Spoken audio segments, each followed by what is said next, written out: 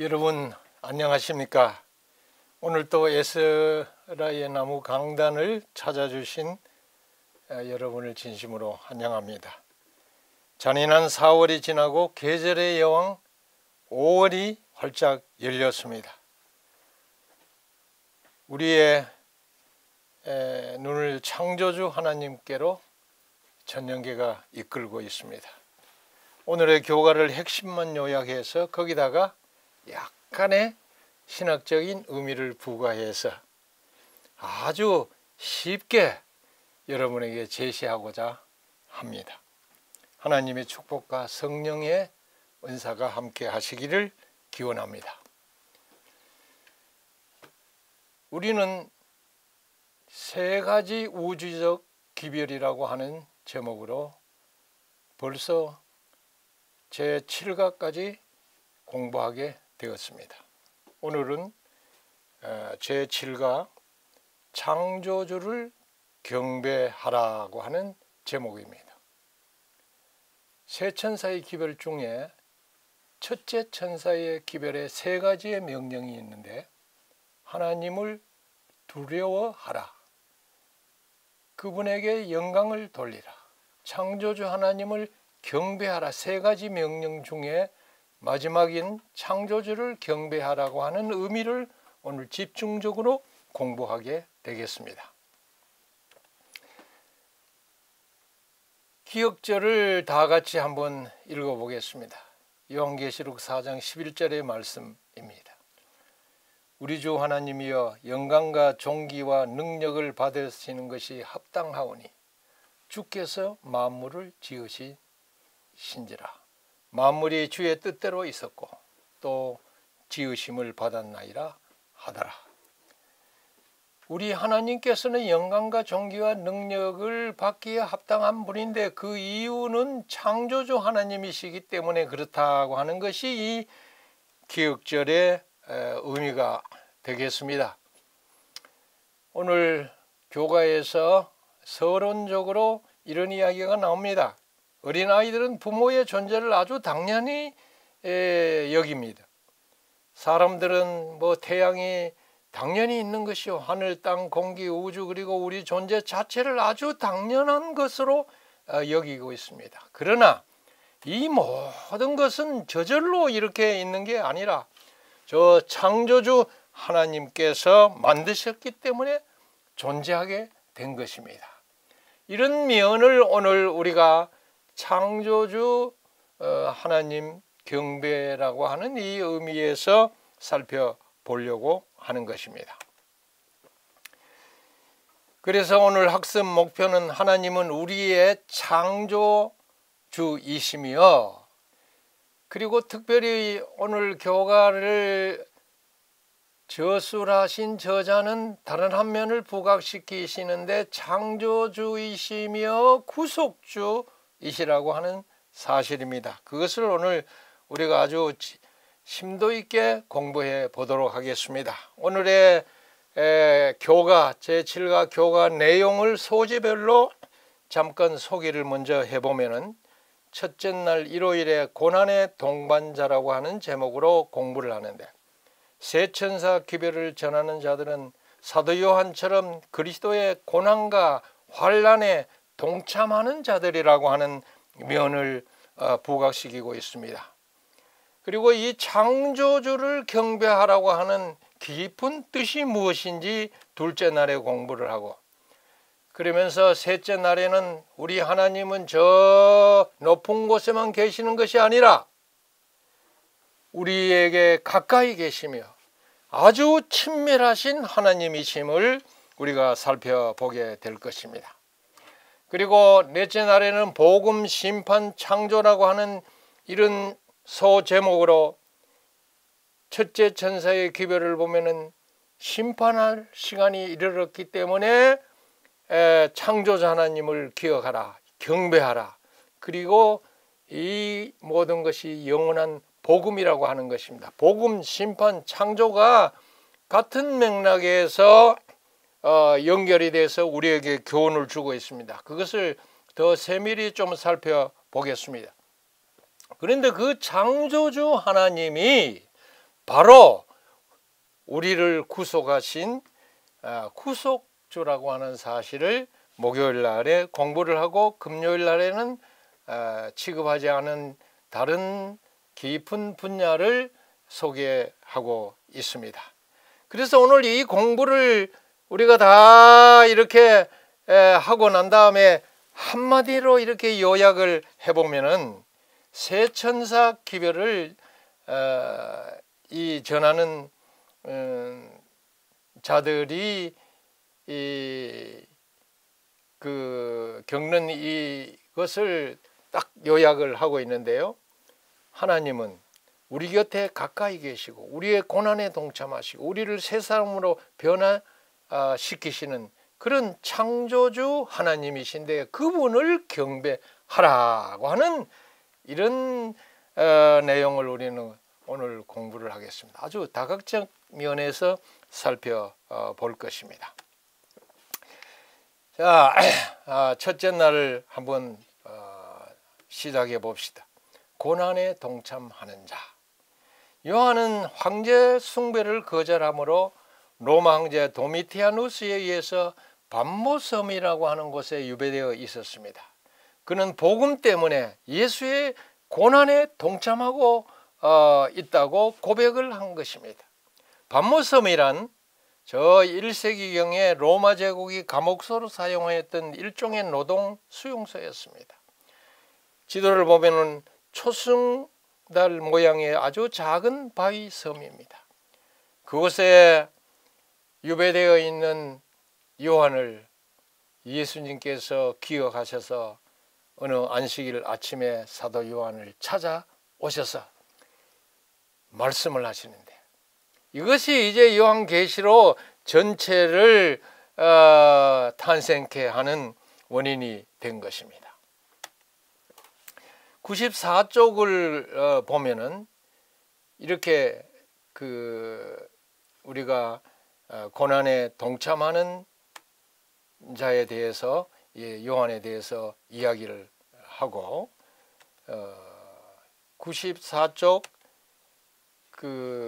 우리에게 이렇게 이야기합니다. 요한계시록 1장 9절을 읽어보라. 또 마태복음 13장 21절, 사도행전 14장 22절, 요한복음 16장 33절을 다 읽어보고 난 다음에 여기에 나타난 이 세상에서 예수를 따르고자 하는 모든 사람을 위한 기별이 무엇인가 하고 대답해 보라고 이야기합니다. 자, 이 성경절을 먼저 한번 읽어보도록 하겠습니다. 요한계시록 1장 9절에는 요한이 말하기를 너희 형제여 예수의 환난과 나라와 참음에 동참하는 자라. 하나님의 말씀과 예수의 증거를 인하여 밤모라 하는 섬에 있었더니 그렇게 이야기하면서 마태복음 13장 21절에 예수님의 주신 말씀을 또 읽어보라고 교과서는 이야기합니다. 이 씨 뿌리는 비유를 통해서 말씀을 인하여 환난이나 핍박이 일어나는 때에 대해서 이야기를 하고 있습니다. 환난, 핍박을 이야기하는 것입니다.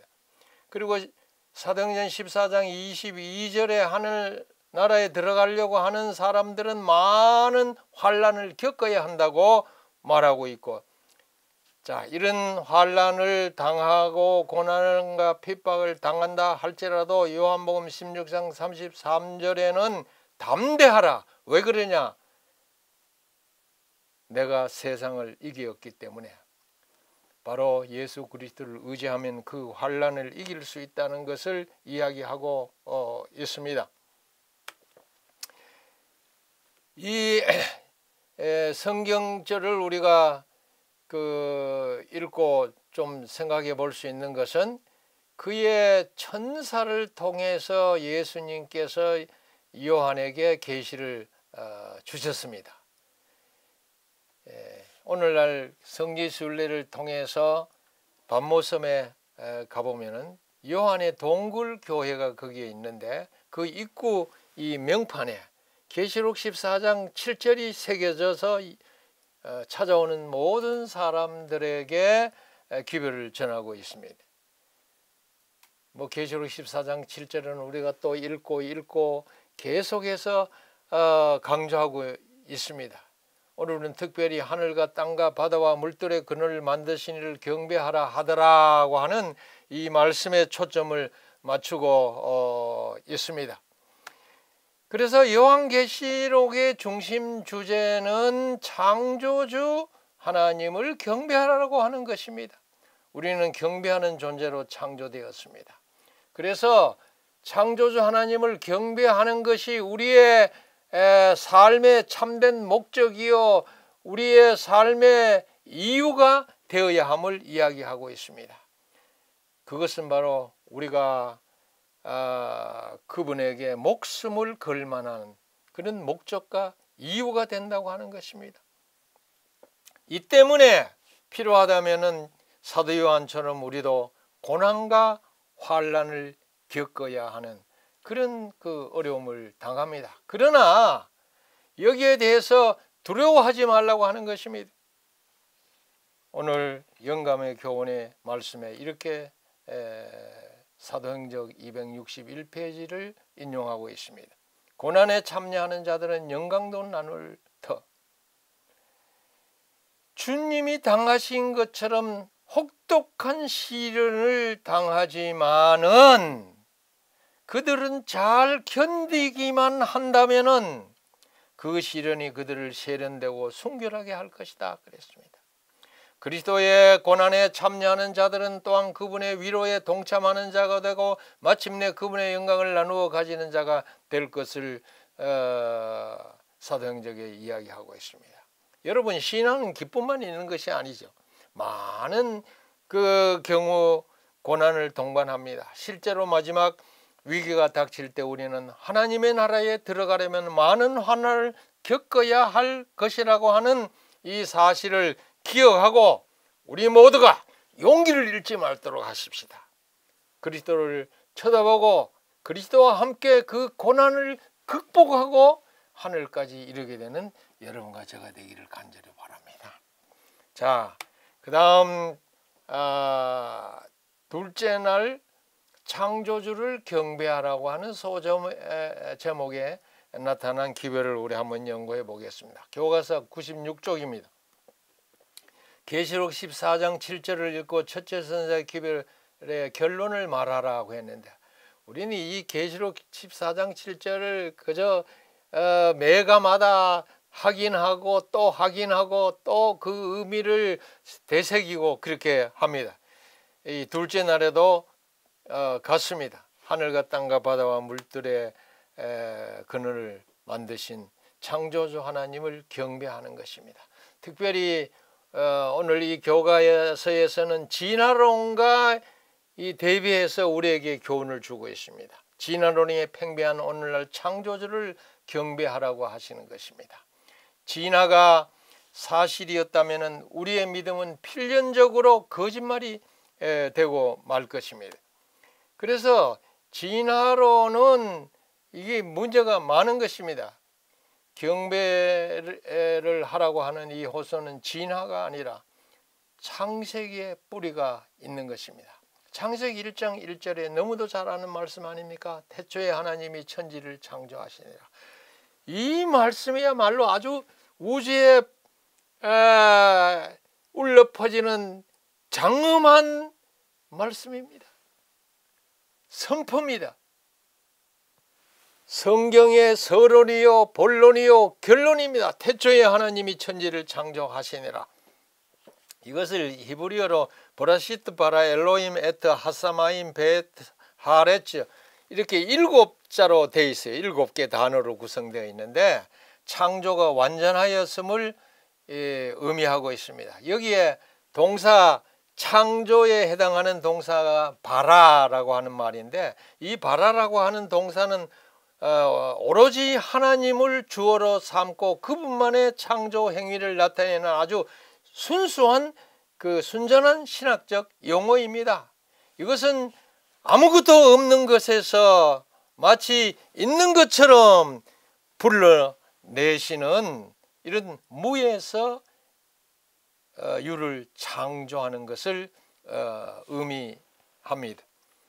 그래서 이 바라는 구약에 모두 55회 등장하는데 특별히 창세기 1장에는 1절과 21절과 27절에만 나옵니다.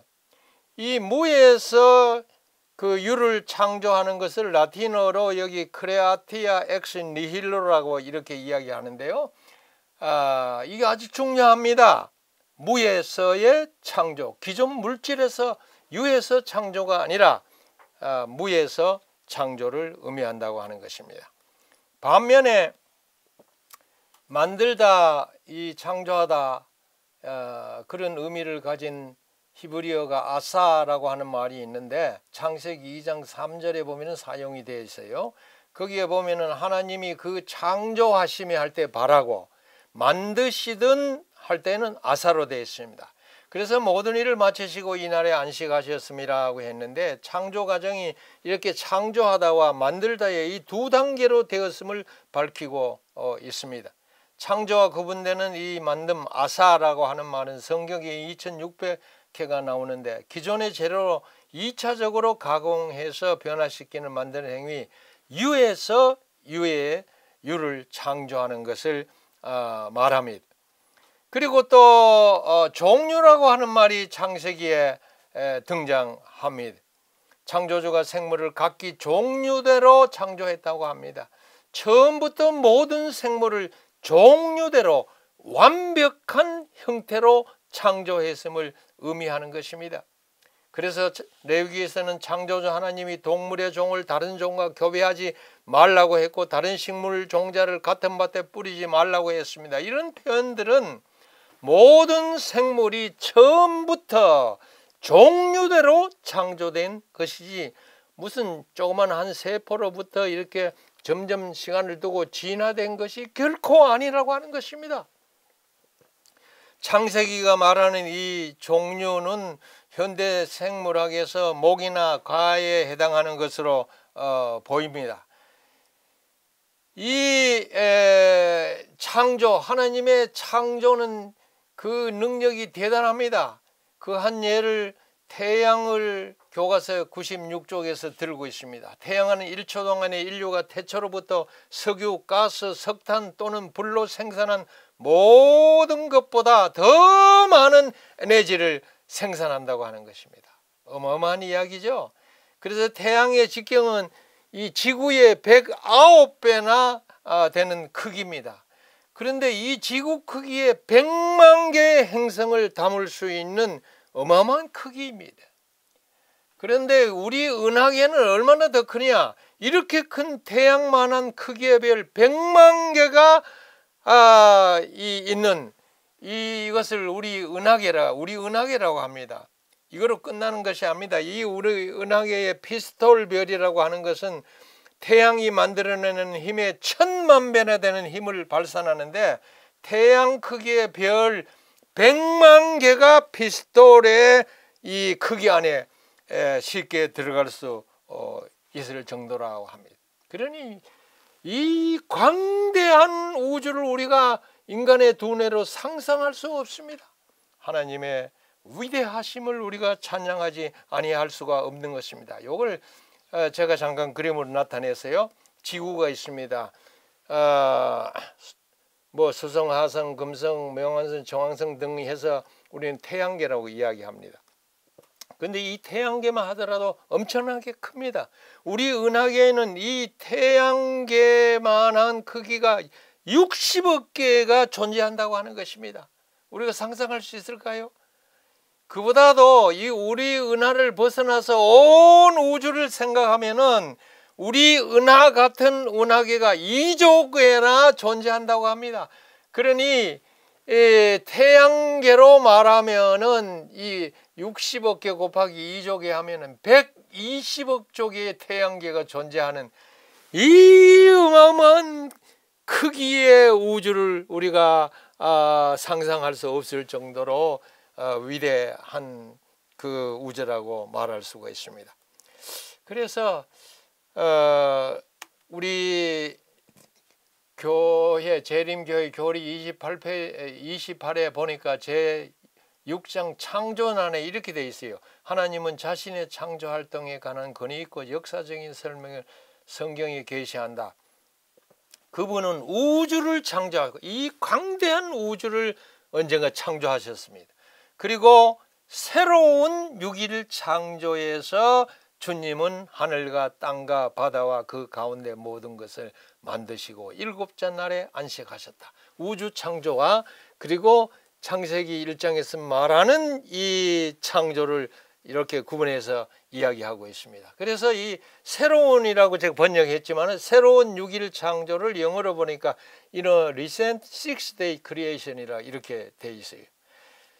이렇게 해서 우리가 이 우주를 좀 생각을 하면은 이 넓은 것을 성경과 히브리 사상에 의하면 여러분이 잘 알듯이 첫째 하늘은 우리가 사는 이 지구 위의 대기권을 포함한 아마 태양계 하늘을 포함할 수 있을 것이고, 둘째 하늘은 수많은 별과 행성들의 모임인 이 은하계인 무수한 이 별들이 있는 이 모든 것을 우주 공간, 이것을 둘째 하늘이라고 말할 수 있을 것입니다. 셋째 하늘은 하나님의 보좌가 있는 도성인데 지구에서 1500광년 떨어진 오리온 대성운에 열린 공간 안에 있습니다. 구원 얻을 자들이 갈 천국입니다. 중요한 것은 이 강활한 우주와 은하계를 하나님이 말씀으로 창조를 하셨다고 하는 것입니다. 이 창조 세계는 하나님의 무한한 능력을 드러내고 이런 광활한 우주를 만드신 하나님을 우리가 이 우주를 들여다볼 때 어찌 그분을 경배하지 아니할 수 있겠습니까? 그래서 첫째 천사의 기발에 창조주 하나님을 경배하라. 이것은 우리가 힘있게 증거할 수 있는 근거가 되는 것입니다. 압도적으로 크고 강렬한 우주에서 우리는 너무나 작은 존재이지만은 예수님께서 우리를 위해서 이 땅에 오셔서 우리 벌레받아 못한 우리를 대신해서 죽으셨습니다. 참으로 놀라운 사랑입니다. 이 세상을 창조하신 하나님은 이 세상에 항상 계시고 이 세상에 자기 백성을 결코 버리지 아니하시고 영원토록 우리와 함께 하실 것입니다. 이런 창조주 하나님을 우리가 마음을 다해서 경배할 뿐만 아니라 세상을 향해서 창조주 하나님을 경배하라고 힘차게 외치는 사랑하는 성도 여러분과 제가 되기를 간절히 바랍니다. 그래서 이 성경에 있는 이 놀라운 이 진리를 각 시대의 대쟁투에서 이렇게 말하고 있습니다. 천지의 창조주이신 주님을 경배하라고 하는 이 명령, 이 명령을 잘 지키려면은 하나님의 계명을 준수해야 된다. 왜 그러나 하면 안식일의 계명이 바로 창조의 기념일이기 때문에 창조주 하나님을 경배하는 방법 여러 가지 있겠지만 그 중에 중요한 방법이 하나님의 계명을 지켜야 되는데, 하나님의 계명 중에 안식일을 열심히 잘 지키는 것이 하나님을 기쁘시게 하는 것이고 그분을 경배하는 것이다고 하는 것입니다. 이것을 이제 조금 더 이제 살펴보게 될 것입니다. 셋째 날에 봅시다. 친밀하신 하나님이라. 교가서 98쪽입니다. 천지 만물을 창조하신 하나님은 우리의 한 사람 한 사람에게 깊은 관심을 갖고 계시는, 매우 가까이 계시는 아주 친밀하신 분이라고 하는 것입니다. 이 하나님의 친밀함에 대해서 성경이 뭐라고 이야기했는지 여기 몇 성경절을 읽어보라 그렇게 이야기합니다. 자, 이 성경절을 한번 읽어보도록 하겠습니다. 고린도후서 5장 17절에 누구든지 그리스도 안에 있으면 새로운 피조물이라 그렇게 이야기합니다. 어떻게 새로운 피조물이 되느냐? 시편 139편에서는 이야기하기를 우리의 형제들이 이루어지기 전에 주의 눈이 우리를 보고 나를 위하여 정한 날이 하루로 되기 전에 주의 책에 다 기록이 되었나이다. 주님께서는 우리의 모든 것을 다 아시고 우리 안에 계시면서 우리를 새로운 피조물로 만드신다는 그런 뜻입니다. 그래서 사도행전 17장 27절에 그분은 우리 각 사람에게 저 멀리 계시는 분이 아니다. 골로새 1장 17절에는 만물이 다 그분 안에 함께 서 있다. 그가 만물보다 먼저 계신 분이다. 그렇게 이야기하고 있습니다. 그래서 그리스도의 이 내재성을 이야기하고 있는 것입니다. 교과서 98쪽에 보면 신학자들이 논쟁을 벌이는데 하나님의 초월성을 강조하는 신학자, 하나님의 내재성을 강조하는 이 신학자, 이들의 주장이 있는데 초월성은 뭐나? 하나님은 우리를 떠나 만물 위 저 높은 곳에 계신다. 그러나 내재성을 주장하는 신학자들은 하나님은 만물 안에 존재하시고 우리 안에 존재하시고 우리와 가까이 계시고 우리와 친밀하신 분이라고 주장하는 것입니다. 뭐 다 맞는 말입니다. 그러나 우리의 마음에 큰 울림을 주는 것은 하나님은 우리와 가까이 계시고 친밀히 동행하시는 분이라고 하는 이 사실을 기억하는 것입니다. 며칠 전에 저 부산 쪽에서 어느 집사님이 전화가 왔어요.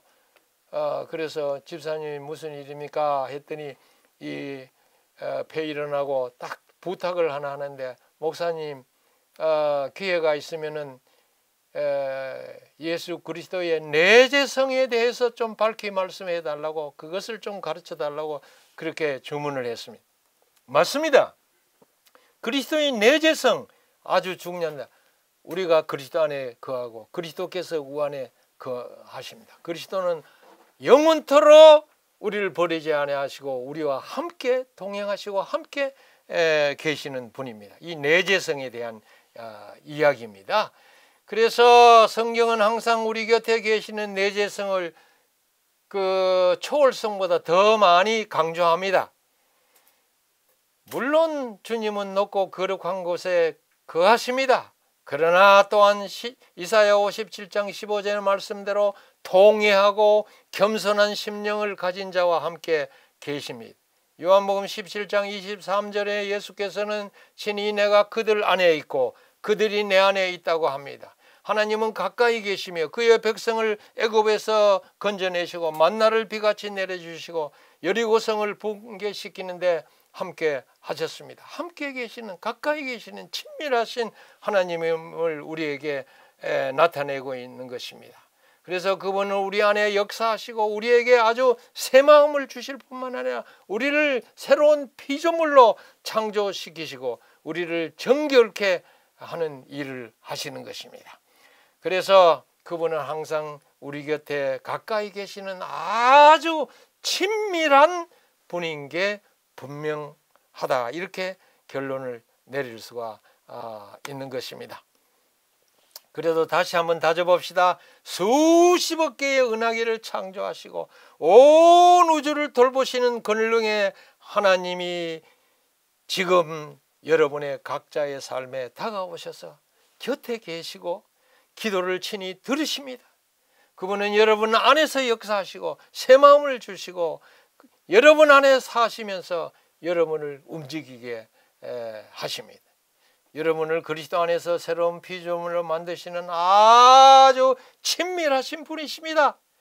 따라서 사랑하는 성도 여러분, 바로 하나님 안에서 살며 그분과 함께 기동하는 이것을 우리는 동행이라고 하죠. 이것은 동행이라고 하는 것은 친밀히 항상 가까이 계시는 하나님의 이 개념을 버리지 아니할 때 가능한 것입니다. 늘 동행하는 친밀히 계시는 하나님을 바라보면서 힘을 내시고 용기를 갖고 승리의 생애를 사는 여러분이 되시기를 간절히 바랍니다. 자, 그 다음 소지로 넘어가 봅시다. 수요일 날 복음 심판 창조입니다. 첫째 천사의 기별의 핵심 가치는 영원한 복음, 심판, 창조주 경배, 그분을 경외하고 영광을 돌림인데, 이러한 주제가 서로 밀접하게 관련되어 있습니다. 우리가 심판받을 때 영원한 복음 때문에 구원을 받게 되는 것입니다. 그분을 경외하며 영광을 돌리지 아니할 수가 없는 것입니다. 따라서 처음부터 진화론은 성경적인 기초를 파괴하는 것입니다. 찰스 다윈이 1859년에 종의 기원인을 출판해 가지고 아주 사상적인 혁명을 일으켰어요. 창조론을 뒤엎는 이런 일을 했습니다. 창조론과 진화론의 가장 근본적인 차이점은 뭐냐 하면은, 창조론은 하나님의 말씀으로 즉시 창조하셨다, 만물을 창조하셨다고 하지만, 진화론은 빅뱅으로 만물이 이루어졌거나 원래부터 그냥 있다고 주장합니다. 빅뱅이라고 하는 것은 우주의 생성과 소멸을 일으키는 대폭발 현상을 말하지요.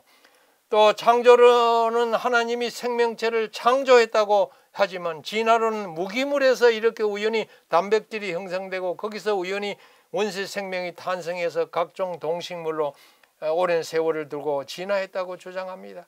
더욱이 더 창조론은 하나님이 인간을 창조했다고 하지만, 진화론은 유인원과 같은 인간과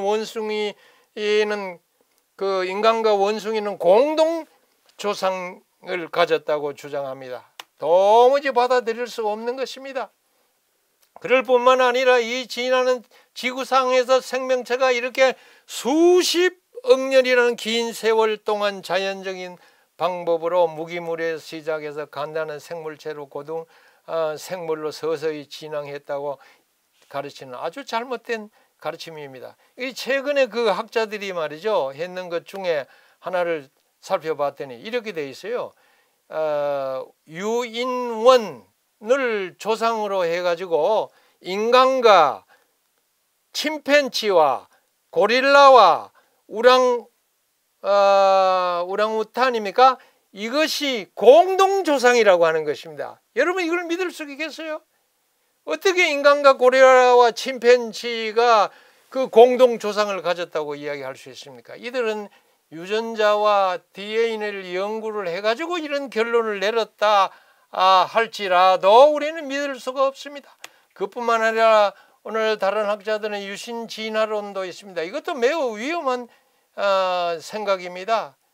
유신진화론은 하나님이 우주를 창조할 때의 자연계의 생명체에서 진화 능력을 부여해서 현재의 다양한 생명체들이 생겨났다고 주장하는 이 신학적 개념인데, 이런 종교적 개념은 절대자의 창조를 인정하면서도 그와 동시에 아주 점진적인 오랜 그 진화를 받아들입니다. 우리는 이걸 받아들일 수가 없는 것입니다. 교과서 100쪽에 보면은 이런 성경 말씀을 좀 읽어보라, 그렇게 이야기를 합니다.